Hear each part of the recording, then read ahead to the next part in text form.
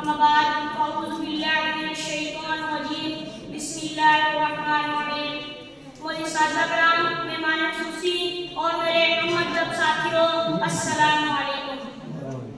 میرا نام محمد علی ہے. میں کلاس 6 کا طالب علم ہوں. میرا تعلق فرائن پبلک اسکول ڈگری سے ہے. صدر احتشام و حاضرین محفل مجھے جو موضوع دیا گیا ہے وہ ہے خواب اقبال سے تعمیر وطن تک. میں اپنی تقریر کا آغاز اس شعر سے کرنا چاہوں گا. ٹوٹے تھے جو ستارے فارس کے آسمان سے, ٹوٹے تھے جو ستارے فارس کے آسمان سے, وحدت کی لے سنی تھی دنیا نے دشمناں سے. پھر داغ دے کے جس نے چمکائے کہکشاں سے, پھر داغ دے کے جس نے چمکائے کہکشاں سے. امیر عرب کو آئی ٹھنڈی ہوا جہاں سے. میرا وطن نہیں ہے, میرا وطن نہیں ہے. جناب صدر, اس تاریخی پس منظر سے یہ بات واضح ہو جاتی ہے کہ ہندوستان کی سرزمین پر اسلامی سلطنت کے قیام کا جو موڑ علامہ اقبال رحمۃ اللہ نے پاکستان کی صورت میں دیکھا وہ دراصل مدینہ سرزمین میں دیکھے گئے.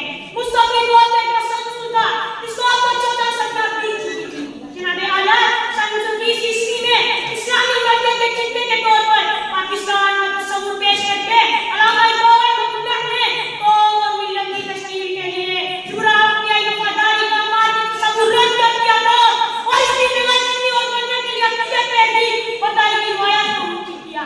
وہ امت مسلمہ کو ایک نظریاتی قوم کے طور پر زندہ دیکھنا چاہتے تھے.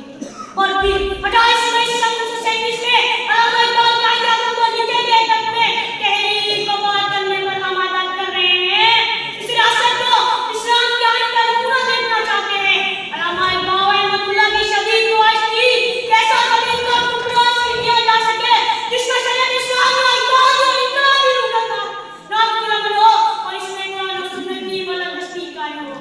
وطن کے برابر باشندہ بری, وطن کے برابر باشندہ بری نہیں ہے, نہیں ہے, نہیں ہے, نہیں. میرے محترم سامعین, خواب اقبال کے ساتھ ساتھ ذرا یہاں تعمیر وطن کا چہرہ نکالتا چلوں.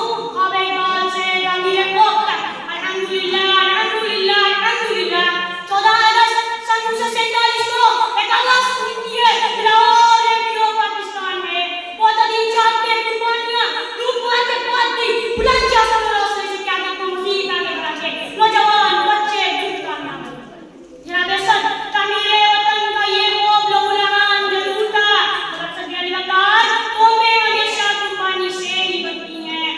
باغباں آزاد ہے, صحن چمن آزاد ہے, باغباں آزاد ہے, صحن چمن آزاد ہے. ہو مبارک دوستو, اپنا وطن آزاد ہے.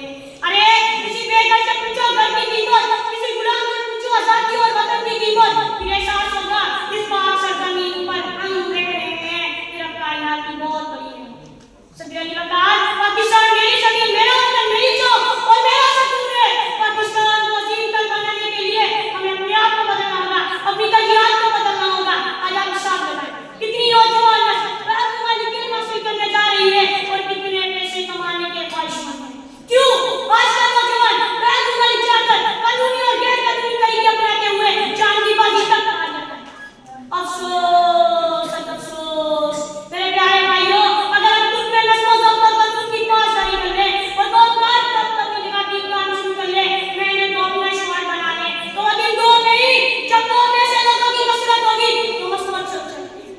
تعلیمی اداروں میں شعور فراہم کیا جائے. اس کے علاوہ پاکستان لیڈرشپ بلڈنگ کی ٹریننگ میں نوجوانوں کی دلچسپی پیدا کرنے کی ضرورت ہے. تعمیر